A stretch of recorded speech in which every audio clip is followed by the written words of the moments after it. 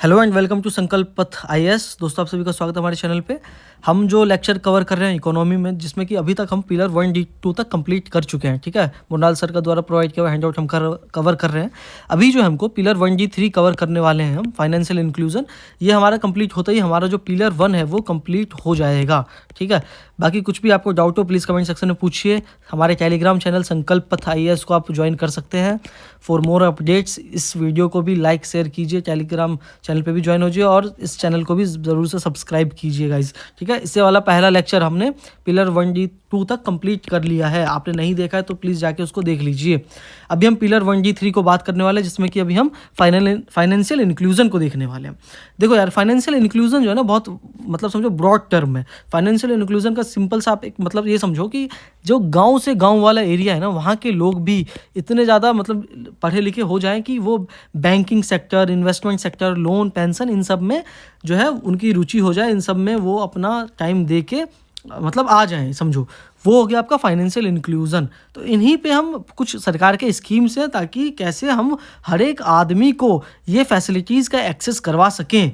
तो उसके लिए कुछ सरकार के स्कीम्स हैं, उनको हम इस वीडियो में लेक्चर में कंप्लीट करने वाले हैं, देखने वाले हैं। ठीक है, तो कुछ नए नए हैं, जैसे कि समझो सरकार का मेन मकसद क्या है? ह्यूमन डेवलपमेंट होना, इंक्लूसिव ग्रोथ होना। तो उसमें एक पार्ट आता है फाइनेंशियल इंक्लूजन का, एक पार्ट आता है सोशल सिक्योरिटी का, एक पार्ट आता है सोशल जस्टिस का।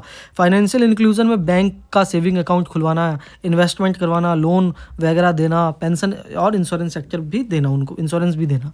उसके अलावा सोशल सिक्योरिटी में क्या आता है? अनएम्प्लॉयमेंट अलाउंस देना, disability allowance, pension, insurance, maternity benefit देना। Social justice, reservation, atrocity prevention, personal loss, ये सब कुछ होते हैं इसमें।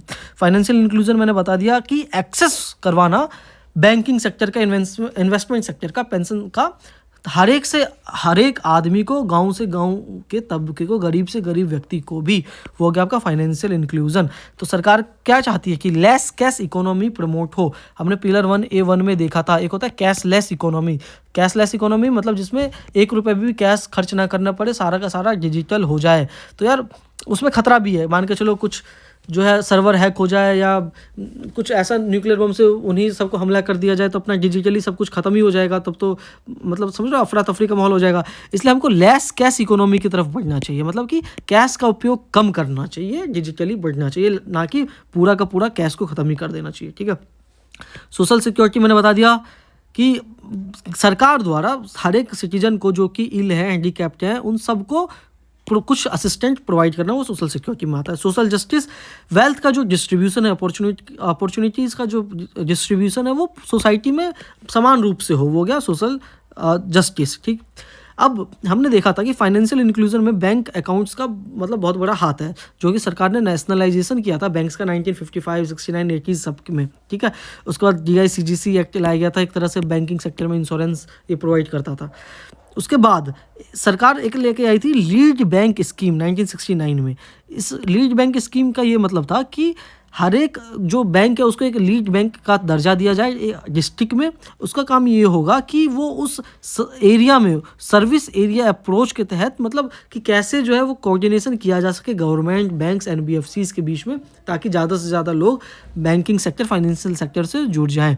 Service area approach. ठीक है, अच्छा देखो, UPSC 2019 में ये क्वेश्चन आया था सर्विस एरिया अप्रोच का। तो इसमें सिंपल सा आंसर क्या था? लीड बैंक स्कीम करके था।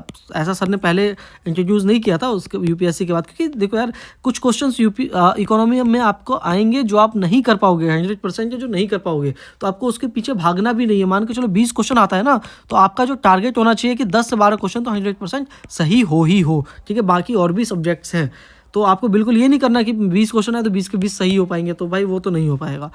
अगला चलते हैं प्रधानमंत्री जन धन योजना के बारे में। आपने बहुत ज़्यादा सुना होगा, इसको भी मैं बता देता हूँ। 2014 में फाइनेंस मिनिस्ट्री के द्वारा प्रधानमंत्री जन धन योजना स्टार्ट किया गया था। इसका मकसद यही था कि सबका खाता खुलवाना ना, अकाउंट खुलवाना। फेज़ 2 आया 15-18 में।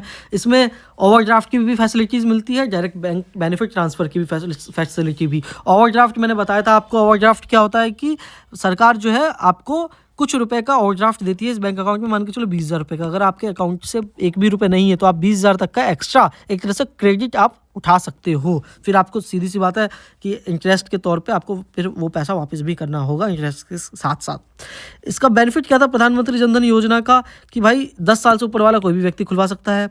ये जीरो बैलेंस अकाउंट था। आपने देखा होगा बहुत सारे जो आप अकाउंट खुलवाते हो जीरो सेविंग अकाउंट नहीं होते हैं। इसमें अगर आप जीरो बैलेंस है तो कोई पेनल्टी इसमें आपको नहीं लगेगी, ठीक है। कितना आप महीने में पैसा निकालना चाहते हो, कितनी बार ट्रांजैक्शन करना सकते हो, इसका कोई लिमिट नहीं था। ओवरड्राफ्ट की फैसिलिटी 10,000 तक की हो गई थी इसमें। उसके अलावा ओवरड्राफ्ट की फैसिलिटी में आपको 3 साल के अंदर आपको पैसा वापस करना पड़ता है जो भी आपने ओवरड्राफ्ट में उठाया हो।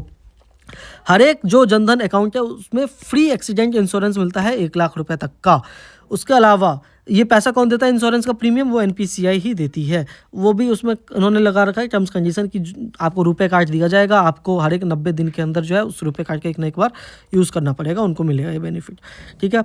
फाइनेंशियल इंक्लूजन को बढ़ाने के लिए इन्वेस्टमेंट अदर देन बैंक्स की बात करें तो कौन कौन सी हैं, स्मॉल सेविंग स्कीम्स सरकार लेके आई थी, जैसे कि post office saving scheme, senior citizen saving scheme, national saving scheme, किसान विकास पत्र, पब्लिक पीपीएफ जो हमने देखा, सुकन्या समृद्धि योजना।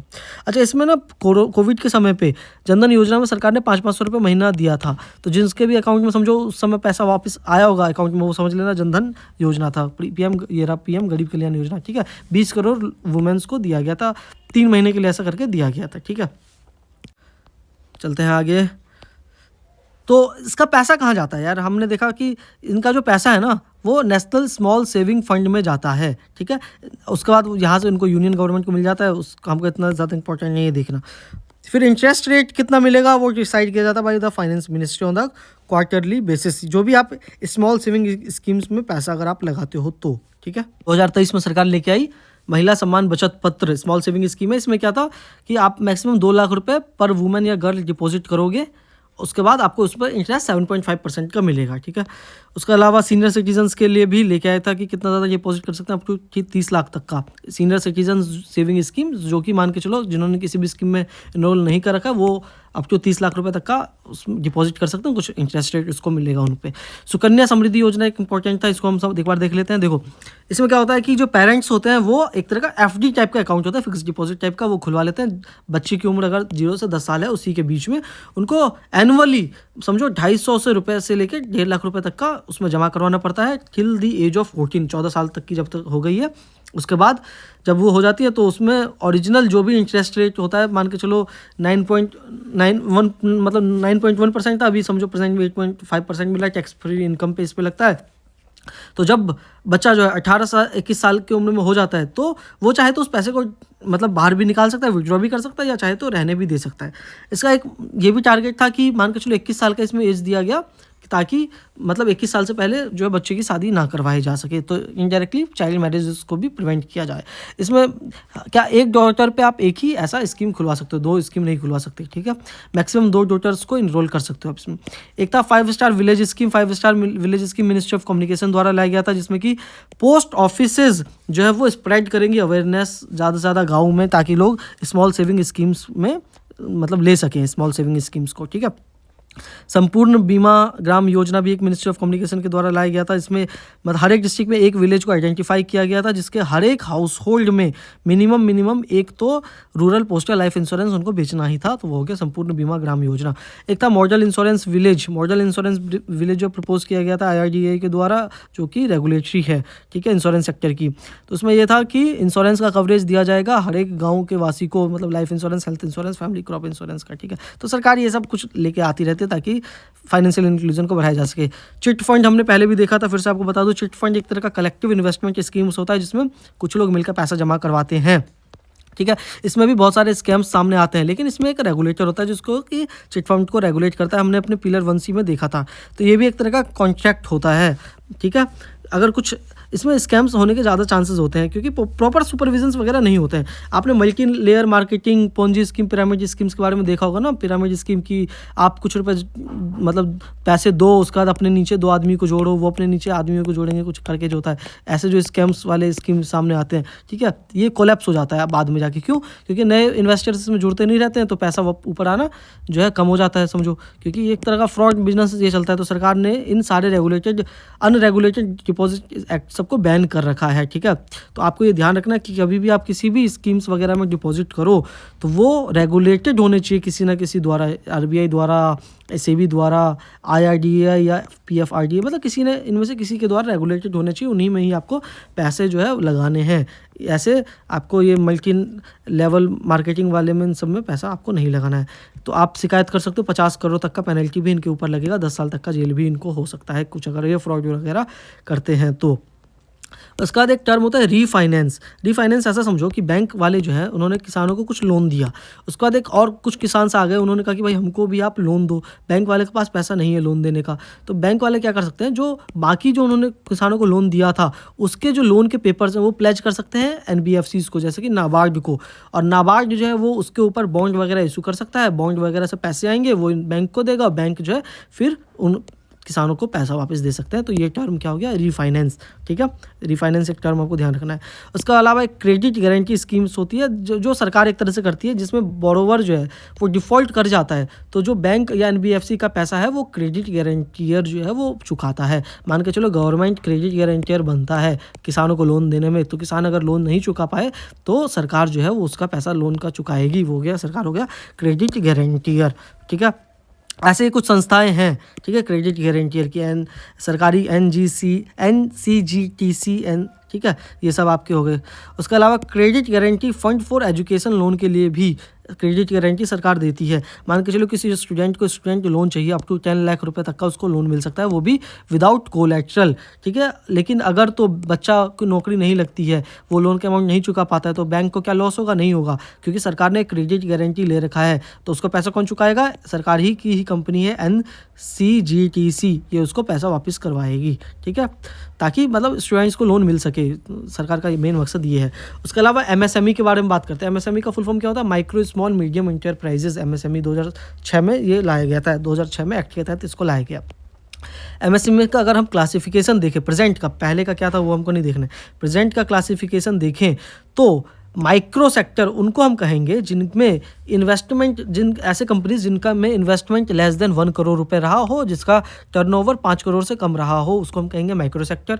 स्मॉल सेक्टर उनको कहते हैं जिसका में इन्वेस्टमेंट 10 करोड़ से कम का हो और टर्नओवर 50 करोड़ से कम का हो। मीडियम जिसमें इन्वेस्टमेंट 50 करोड़ से कम का हो, टर्नओवर 250 करोड़ से कम का हो। तो ये आपको ध्यान रखना है MSME का। एक बार UPSC में भी क्वेश्चन पूछा गया था MSME। ठीक है, आपको क्लासिफिकेशन समझ गए ना किनको MSME कहेंगे। उसके अलावा MSME जो है नॉन NPA बोरोवर्स के लिए ECLGS लाया गया था। देखो नॉन NPA बोरोवर कौन होते हैं, मान के चलो ऐसे बोरोवर जिन्होंने नॉन परफॉर्मिंग एसेट में उनका नाम नहीं है, मतलब वो पैसा टाइम से चुकाते हैं। ठीक है, उनके लिए ECLGS सरकार लेके आई थी। क्रेडिट गारंटी है ये भी एक तरह का। इसमें क्या होता है कि बोरोवर जो होता है वो उसको पैसा चाहिए सरकार से, मतलब बैंक से मान के चलो, तो वो इसके थ्रू उसको लोन में पैसा मिलेगा। किस लिए मिलेगा पैसा, मतलब क्योंकि ये MSME सेक्टर है, सीधी सी बात है, तो उसको बिजनेस एक्सपेंड सबके लिए ही पैसा चाहिए, तो इसके थ्रू उसको पैसा मिलेगा। और क्रेडिट गारंटी कौन ले रहा है, सरकारी की ही कंपनी NCGTC ही लेगी।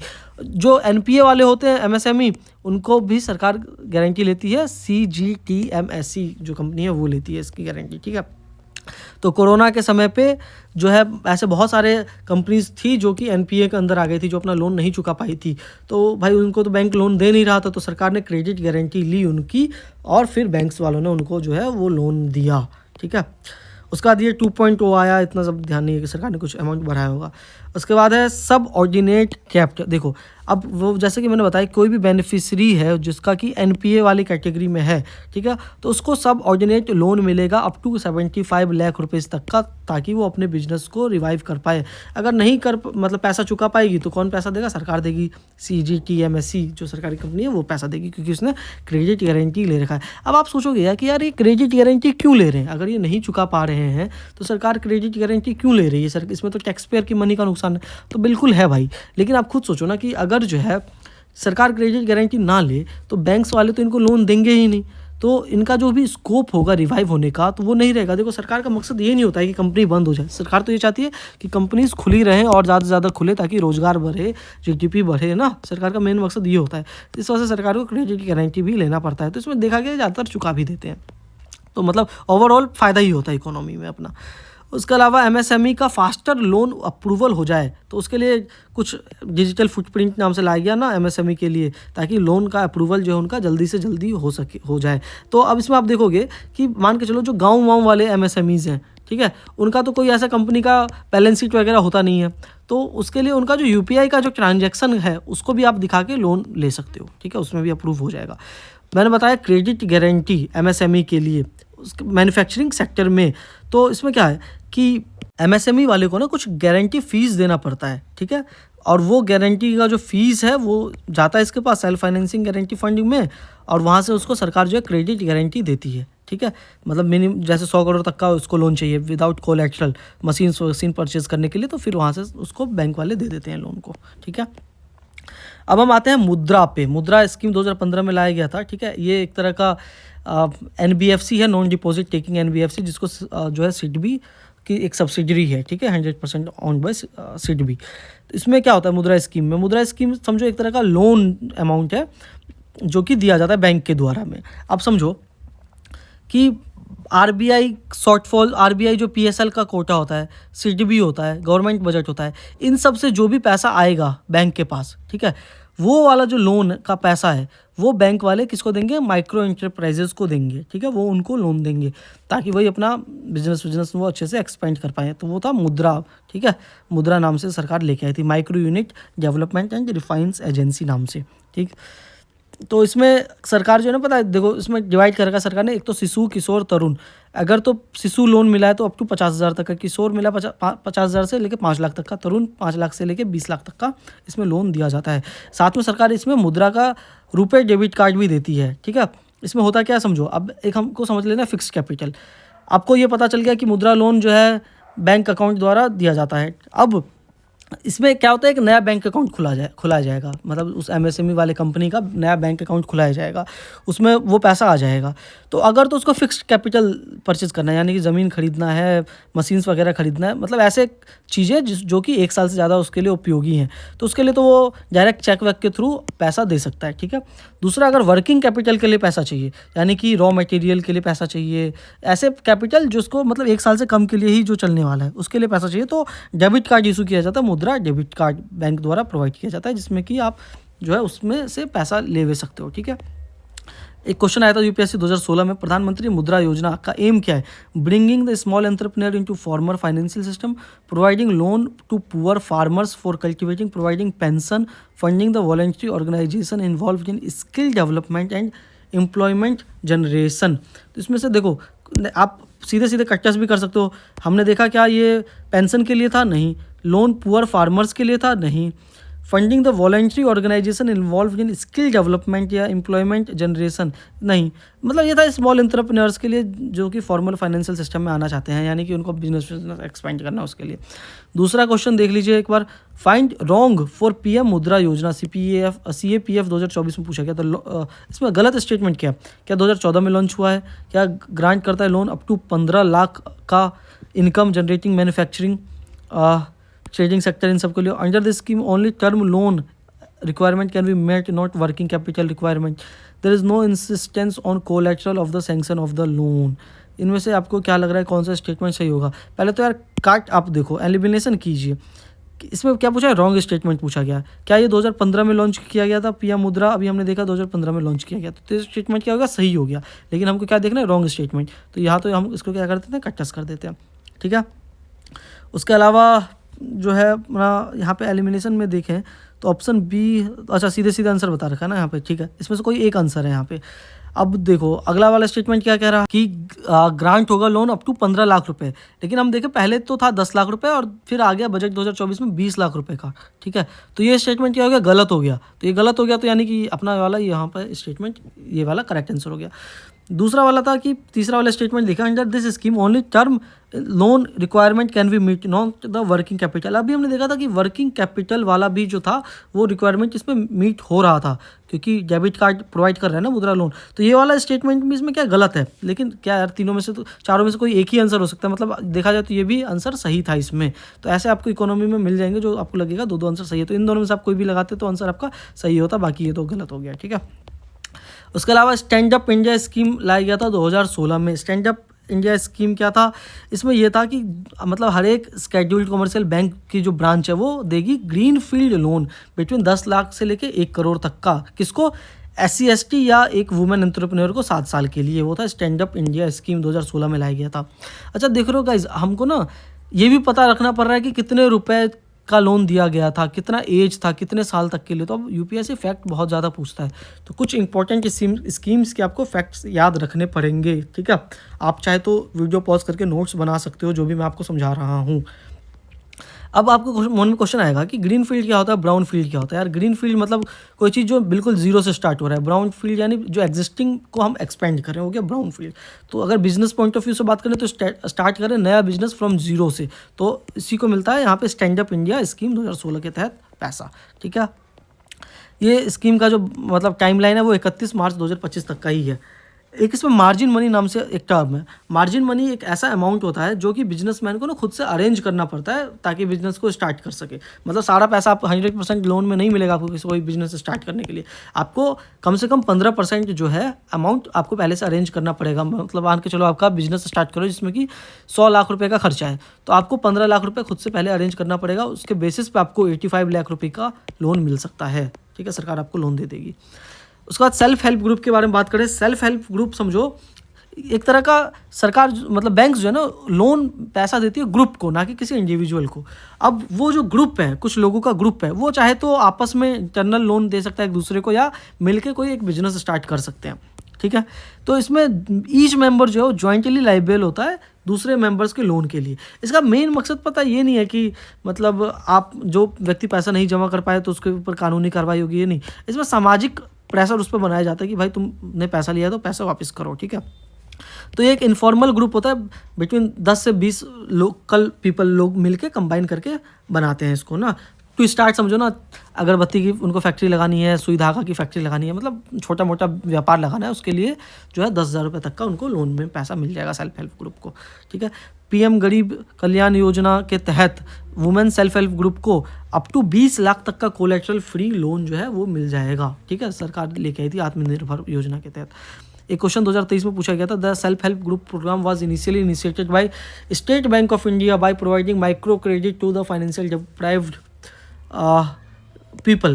In all SHG, all members of the group take responsibility for a loan that an individual member takes. The regional rural bank and scheduled commercial bank support SHGs. अभी क्या हमने देखा था कि इसका स्टेट बैंक ऑफ इंडिया द्वारा initiate किया गया था? नहीं, अभी हमने ऐसा कुछ नहीं देखा है कि स्टेट बैंक द्वारा ही इनिशिएट किया गया था, ठीक है। तो अभी आप अपने हिसाब से आंसर बताइए, फिर मैं आपको करेक्ट आंसर यहाँ पे बताता हूँ। चलिए आंसर बताता हूँ करेक्ट। तो जैसा कि मैंने बताया कि अभी हमने स्टेट बैंक ऑफ इंडिया ने सेल्फ हेल्प ग्रुप का स्टार्ट किया था, नहीं गलत हो गया ना। सीधे सीधे देखो तो NGOs ने मिलकर इसको स्टार्ट किया था, और नाबार्ड ने ना बहुत ज़्यादा इसकी मदद की थी कि ये ज़्यादा से ज़्यादा मतलब फैले सेल्फ हेल्प ग्रुप, ठीक है। तो ये स्टेटमेंट तो गलत हो गया। सेल्फ हेल्प ग्रुप में क्या हर एक मेंबर को रिस्पॉन्सिबिलिटी लेनी पड़ती है लोन अमाउंट के, बिल्कुल सही बात है। रीजनल रूरल बैंक और स्केड्यूल्ड कमर्शियल बैंक सपोर्ट करते हैं, बिल्कुल सही बात है। तो ओनली 2 वाला स्टेटमेंट अपना करेक्ट हो गया।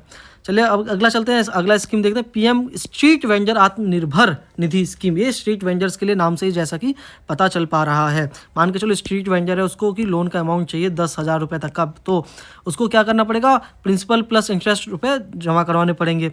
लेकिन स्वयं निधि जो स्कीम है, इसमें क्या था कि सरकार जो है लोन का कुछ इंटरेस्ट रूप में सब्सिडी प्रोवाइड कर देगी। मतलब पहले तो एक बार इन्होंने चुकाना होगा, बाद में कुछ इंटरेस्ट रेट, मान के चलो इनका इंटरेस्ट रेट 7.5% का था, सरकार 7% जो है वो 7% का इनके बैंक अकाउंट में इनका पैसा वापस आ जाएगा, ठीक है। तो ये था PM Svanidhi scheme, loan interest subsidy सरकार इसमें प्रोवाइड कर रही थी, ठीक है।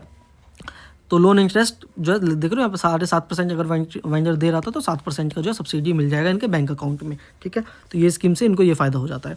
उसके अलावा स्वनिधि में भी डिजिटल जो है ये स्कीम अर्बन लोकल बॉडीज़ द्वारा, ठीक है, इसमें पैसा दिया गया। इसमें सिंपल यार इसका यही मकसद था कि डिजिटल लिटरेसी को बढ़ाना, ठीक है, वेंडर्स जो भी पैसा लेते हैं स्वनिधि के तौर पे।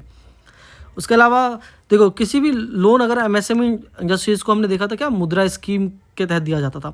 अब हमने ये भी देख लिया कि सरकार जो है स्ट्रीट वेंडर में ये भी लेके आई थी क्या, PM स्ट्रीट वेंडर स्कीम, जिसमें कि वो लोन का इंटरेस्ट सब्सिडी प्रोवाइड कर रही थी। तीसरा हम ये देखेंगे कि सरकार जो है ना सब्रिवेशन भी कर रही है। मतलब सब्रिनेशन क्या कर रही है उसको भी हम समझेंगे कि जिसमें क्या होता है ना कि जैसे यहाँ पे हमने देखा कि सरकार लोन चुकाने के बाद कुछ इंटरेस्ट रेट वो वापस कर रही थी, लेकिन सरकार ये भी तो कर सकती थी कि जब इसको लोन 7.5% का चुकाना था तो सरकार तभी कह देती कि भाई तू एक काम कर, तू 3.5% दे दे, अब बाकी के जो परसेंटेज है वो मैं दे दूंगा अपनी तरफ से। तो ये भी है सरकार ने हाँ किया है, ठीक है, उसको भी हम समझते हैं। पहले उससे पहले एक पीएम विश्वकर्मा स्कीम लेके आई थी ताकि लोन भी दे सके। एमएसएमई मिनिस्ट्री लेके आई थी। 18 ट्रेड्स कुल टोटल आप यहाँ पे देख सकते हो, इन सबको यहाँ पे विश्वकर्मा स्कीम के तहत जोड़ा गया, जिसमें कि आपको स्किल का अपग्रेडेशन भी होगा। टूल किट वगैरह परचेज करने के लिए आपको 15,000 रुपये तक का ई वाउचर भी दिया जाएगा। इंसेंटिव वगैरह भी सरकार देती है, मार्केटिंग सपोर्ट भी करती है, लोकल सपोर्ट भी करती है। ये हो गया पीएम विश्वकर्मा स्कीम, ठीक है। उसके अलावा इसमें भी लोन इंटरेस्ट जो है वो कुछ रुपए जो है सरकार देती है, जैसे कि बेनिफिशरीज को 5% देना पड़ रहा है। और सरकार जो है यहाँ पे देखो इंटरेस्ट सबवेंशन आ गया, ठीक है। इसमें क्या होता है कि सरकार कुछ देती है पैसा, दोनों मिला के टोटल 13% का इंटरेस्ट रेट उसको बैंकर को देना पड़ता था, ठीक। किसान क्रेडिट कार्ड एक आया था जो कि आरबीआई प्लस नाबार्ड ने 1998 में लॉन्च किया था, जिसमें किसान का एक तरह से क्रेडिट कार्ड है। किसान जो क्रेडिट पे जो है फर्टिलाइजर, सीड, पेस्टिसाइड, जो भी खेती रिलेटेड सामान है वो सब परचेज कर सकते हैं। इसमें पोस्ट हार्वेस्ट एक्सपेंस भी कवर होता है। जितने भी जो है कंजप्शन होते हैं फार्मर्स के, हाउस होल्ड के, वो भी इसमें कवर किया गया था। मतलब पैसे वैसे निकाल सकते हैं, साथ में आप कैश भी निकाल सकते हो एज अ लोन, लेकिन मनी को तो आपको सीधी सी बात है रीपे करना है विद इंटरेस्ट रेट। और सरकार कभी कभार क्या कर देती है, इनका जो भी पैसा है वो सब माफ़ भी कर देती है। एक क्वेश्चन भी आया था यूपीएससी 2020 में, under the Kisan credit scheme short term credit supply is given to farmer for which of the following purposes. सामने देखो आपका पर्पसेस भी लिखा हुआ ऊपर और नीचे आपसे क्वेश्चन पूछा जा रहा है। तो चलिए सीधा देखते जाइए और आंसर लगाते जाइए। पहला, working capital for maintenance of farm asset. Working capital यहाँ पे देखो, ये रहा आपका statement. Purchase of combine harvester, tractor और मिनी ट्रक्स, इन सब को परचेज करने के लिए भी क्या पैसा देखो सामने तो आपको लिखा, यहाँ पे नहीं गया तो इसको भी हम छोड़ते हैं। Consumption requirement of farm household, यहाँ पे देखा हमने consumption requirement for farm household, ये वाला स्टेटमेंट भी आ गया। पोस्ट हार्वेस्ट एक्सपेंसेस भी हमने देखा था कि ये था, पोस्ट हार्वेस्ट एक्सपेंसेस भी जो है वो इसमें कवर किया जाएगा। Construction of family house and setting up a village cold storage, क्या विलेज कोल्ड स्टोरेज और ये सब भी इसमें क्या इंक्लूडेड है, इसमें सके ना, क्या इसमें होगा या नहीं होगा बताइए जल्दी से। तो हमको यहाँ पे ये वाला स्टेटमेंट नहीं मिला ना, तो मेनली अपने को 1, 3 और 4 मिला है, तो ये वाला अपना ऑप्शन क्या हो जाता है, करेक्ट हो जाता है। दूसरा और ये वाला ऑप्शन करेक्ट नहीं है। अब मैंने जैसे कि बताया इंटरेस्ट सबवेंशन, इसमें क्या था, सरकार जो है कुछ परसेंटेज जोड़ के पैसा मतलब इंटरेस्ट देगी। मान के चलो फार्म लोन किसान ने 9% के ब्याज पे ले रखा है, फार्मर 4% देगा, सरकार 5%, मिला के हो गया 9%, बैंक को पैसा वापस किया जाएगा। ये हो जाता है इंटरेस्ट सबवेंशन। गवर्नमेंट पे करती है part of the interest rate for the borrower. Subsidy मैंने बता दिया था आपको, सब्सिडी में क्या है, पहले आपको सारा का सारा मान के चलो सरकार किसान ने 9% का लोन लिया होता तो सारा 9% पहले किसान चुका देती, बाद में किसान को 7% as a interest rate subsidy bank account में, जितने महीने भी उसने लगाए हैं चुकाने में वो उसको पैसे वापस मिल जाते, होता सब्सिडी। फार्म लोन वेवर भी किसानों को मिलता है समय समय पे, लेकिन इकोनॉमिक सर्वे कहती है कि भाई नहीं देना चाहिए अपना, इससे इकोनॉमी का बहुत ज़्यादा इम्पैक्ट पड़ता है। क्योंकि देखो ज़रूरत हो, जब बहुत ही ज़्यादा ज़रूरत तो बिल्कुल देना चाहिए, लेकिन आप सोचो ना कि सरकार क्या करती है, जब चुनाव आ जाता है, चुनाव के समय में बस लोगों को पैसा दे देती है, ठीक है। चलते हैं अपना इकोनॉमिक टर्म्स में देखो तो ये सही नहीं है, और यही नहीं यार, ऐसे बहुत सारे स्कीम्स है जो सही नहीं है, तो उस पर आप ज़्यादा डीप में आपको नहीं जाना है, ना मेंस के आंसर राइटिंग में लिखना है, मतलब आपको सरकार का ना तारीफ़ ही करना है, ठीक है, बिल्कुल आपको ख़राब नहीं लिखना है आंसर्स में भी। माइक्रो इंश्योरेंस को समझो। माइक्रो इंश्योरेंस मतलब ऐसे इंश्योरेंस पॉलिसी हो गए जिसके प्रीमियम बहुत ज़्यादा कम हो गए, ठीक है। ये कोई भी ले सकता है, इंडिविजुअल भी, ग्रुप बेस्ड इंश्योरेंस भी ले सकते हैं, जैसे कि LIC का जीवन क्या ना मधुर एंड जीवन मंगल एक करके है, ठीक है। इसमें क्या है, सिंपल लो प्रीमियम होगा, बात और कुछ भी नहीं। अब समझो हमने अनफॉर्मल सेक्टर्स के लिए देख लिया था, इनफॉर्मल सेक्टर्स जिनके पास फॉर्मल कोई जॉब कॉन्ट्रैक्ट नहीं है एम्प्लॉयर्स के साथ, यानी कि मेड्स हो गई, कंस्ट्रक्शन वर्कर्स हो गए इनफॉर्मल सेक्टर में। गिग वर्कर्स किसको कहते हैं, गिग वर्कर कहते हैं जो कि आपके टैक्सी ड्राइवर, अमेजोन, जोमेटो, इन सब के जो आपके घर पे डिलीवरी बॉयज़ हो गए, ये सब गिग वर्कर्स में आते हैं। अब सरकार ने ये कहा था कि जो जिसका कॉन्ट्रैक्ट है रेगुलर एम्प्लॉय का, उसको एलिजिबल है वो EPFO ESIC के लिए, लेकिन जो इनके कंपनीज़ के मालिक हैं वो क्या कहते हैं कि ये इंडिपेंडेंट कॉन्ट्रैक्टर्स हैं, मतलब कि इसको हमने है ना ऐसे नौकरी पे नहीं रख रखा है। इसका मतलब ये है कि हमको ईपीएफओ वगैरह उनको फैसिलिटीज़ इन सब की प्रोवाइड नहीं करनी पड़ेगी, सोचो। तो ये तो अलग ही दोगलापन यहाँ पे चल रहा है। तो इसके लिए सरकार क्या करने लेके आई, लेबर मिनिस्ट्री ने एक नया मतलब सोच रही है सोशल सिक्योरिटी कोड लेके आना इन इनफॉर्मल सेक्टर के लिए, ताकि इनको भी भाई कुछ बेनिफिट मिल सके, समझ रहे हो। तो ये था गिग वर्कर्स के सोशल सिक्योरिटी कोड लाने का भी विचार ही चल रहा है, अभी लाया वाया नहीं गया है। अब अनऑर्गेनाइज सेक्टर्स के लिए सोशल सिक्योरिटी एक्ट 2008 में लाया गया था। इसके लॉज में ही लिखा हुआ है कि सरकार को वेरियस स्कीम्स चलानी पड़ेंगी, जैसे कि मनरेगा के आपने नाम सुना होगा, नेशनल फूड सिक्योरिटी एक्ट के बारे में नाम सुना होगा, ये सब हम आगे के टॉपिक्स में देखेंगे। तो इसी के तहत जो है स्टेट गवर्नमेंट, सेंट्रल गवर्नमेंट जो है बहुत सारे स्कीम्स लेके आती है, जैसे कि ये रहा आपका ओल्ड एज पेंशन स्कीम हो गया, फैमिली बेनिफिट, जननी सुरक्षा योजना, ये सब। जननी सुरक्षा योजना मतलब बीपीएल के वुमेन को मनी दिया जाएगा जब चाइल्ड की डिलीवरी होगी। अब बाकी के जो सारे स्कीम्स हैं कुछ हम देख चुके हैं, कुछ काम के नहीं है बस, ठीक है। उसके अलावा फाइनेंशियल इंक्लूजन सबको बढ़ाने के लिए, कस्टमर प्रोटेक्शन के लिए देखो बैंक और एनबीएफसीज के लिए आरबीआई ने क्या ओम्बड्समैन को देखा था हमने, मतलब इसके पास आप शिकायत कर सकते हो। शेयर कमोडिटीज़ वगैरह में स्कोर्स पोर्टल है सेबी का, उसमें आप शिकायत कर सकते हो। इंश्योरेंस का इंश्योरेंस ओम्बड्समैन होते हैं IRDAI एक्ट के तहत, उसमें आप शिकायत कर सकते हो। और सेट में आप हायर मतलब अपील कर सकते हो। पेंशन्स के लिए देखा जाए तो ईपीएफओ का तो इंटरनल मशीनरी होता है वो, और न्यू पेंशन स्कीम के लिए हम जैसे आप जैसे लोगों के लिए किस में शिकायत कर सकते हो, एनएसडीएल में, जो हमने एनएसडीएल डिपॉजिटरी देखा था जो कि डीमैट अकाउंट वगैरह रन करता है, तो आप इसमें पीएफआरडीओ वगैरह में जा सकते हो पेंशन वगैरह के लिए। उसके अलावा आप इसके हायर ट्रिब्यूनल में सेट में जा सकते हो। साथ में मान के चलो आपने पॉलिसी बाजार से कोई पॉलिसी लिया है जिसमें पॉलिसी बाजार की कुछ गलती है, तो आप कंज्यूमर कोर्ट में भी जा सकते हो उनके खिलाफ में, ठीक है। तो कंज्यूमर प्रोटेक्शन ये कुछ अपने हो गए। उसके अलावा अभी देखें तो बैंकिंग ओम्बड्समैन हमने देख लिया, डिजिटल ट्रांजैक्शन, इन तीनों को सरकार कह रही है कि हम एक में ही क्या कर देते हैं, मर्ज कर देते हैं, वन नेशन वन ओम्बड्समैन, ठीक है। तो ये भी एक चल रहा है, मतलब आरबीआई के जो 3 टाइप के अलग अलग ओम्बड्समैन है, ओम्बड्समैन एनबीएफसीज के डिजिटल, इन सबको मर्ज कर देना, ठीक है। उसके अलावा कुछ वेब पोर्टल्स हैं, पैसा पोर्टल, ये सब पोर्टल है। जन समर्थ पोर्टल देख लेते हैं। जन समर्थ पोर्टल में फाइनेंस मिनिस्ट्री द्वारा पोर्टल है जिसमें कि मदद की जाएगी various government loans schemes, education loan, agriculture loan, इन सब में अगर आपको चाहिए होगा तो आपको जन समर्थ पोर्टल पे आप चाहिए, आपको वहाँ पे मदद मिल जाएगी कि आपको कौन सा लोन लेना चाहिए, कौन सा स्कीम में इन्वेस्ट करना चाहिए, ये सब चीज़ें आपको यहाँ पे पता चल जाएगा, ठीक है। यहाँ पे 125 प्लस बैंक्स और एनबीएफसीज को कनेक्ट किया गया है, बोरोवर्स और लेंडर्स दोनों को, ठीक है। ऐसे ही सारथी इंश्योरेंस एग्रीकल्चर मिनिस्ट्री द्वारा लाया गया है जिसमें कि फार्मर्स, विलेजर्स, ताकि जो क्रॉप के इंश्योरेंस है वो सब बाई कर सके, उसको उनमें मदद मिल सके। ये कुछ पोर्टल्स हैं, देखो ऐसे बहुत सारे पोर्टल्स गाइस हमने देख लिए हैं, बहुत सारी चीज़ें आपको दिमाग से चला भी गया होगा, बस इनको आपको ये ध्यान रखना है कि वन टाइम ना देख लेना है और दूसरे बार रिवाइज कर लेना है। मैं अपना एक रिवीजन का सीरीज़ भी लेके आऊँगा लगभग 1 महीने पहले, हम उसमें जो भी हम जो यहाँ पे कंटेंट्स हैं ना, मतलब इनके आपने देखा होगा PDF वगैरह में जो भी कंटेंट मैं बताता हूँ उसको हम रिवाइज करेंगे अच्छे से, ताकि अपना पूरा टॉपिक उसमें एक साथ कवर हो जाए। उसके अलावा आखिरी का टॉपिक ये है क्या है, PM सूरज लोन पोर्टल है वीकर सेक्शन के लिए, ministry of social justice empowerment द्वारा लाया गया है, जिसमें कि लोन दिया जाएगा to 1 lakh, up to 1 lakh तक का एंटरप्रेन्योर्स को जो कि डिसएडवांटेज कम्युनिटीज़ SC/ST से बिलोंग करते हैं, उनको PM सूरज लोन पोर्टल के तहत दिया जाएगा, ठीक है। वेरियस रिपोर्ट्स, अपने काम का कुछ ज़्यादा कुछ है नहीं, अपना जो है टॉपिक कवर हो गया है। इसको भी यार आपको देखना ही है, तो कौन कौन लाता है आप देख सकते हो सामने, फाइनेंस डाटाबेस, पेंडेमिक पेंशन के लिए ये जो रिपोर्ट्स आते हैं, मतलब अपना जो पिलर 1 है वो क्या हो गया गाइस, कंप्लीट हो गया है, ठीक है। खुशी मनाइए भाई, पिलर 1 अपना कंप्लीट हो गया है। कमेंट सेक्शन में तारीफ़ भी कर सकते हैं हम। वैसे हम आपको हमारा ये कैसा लग रहा है जो भी हमने स्टार्ट किया हुआ है, तो उसको भी जो इनिशिएटिव स्टार्ट किया उसको कमेंट सेक्शन में लिखिए।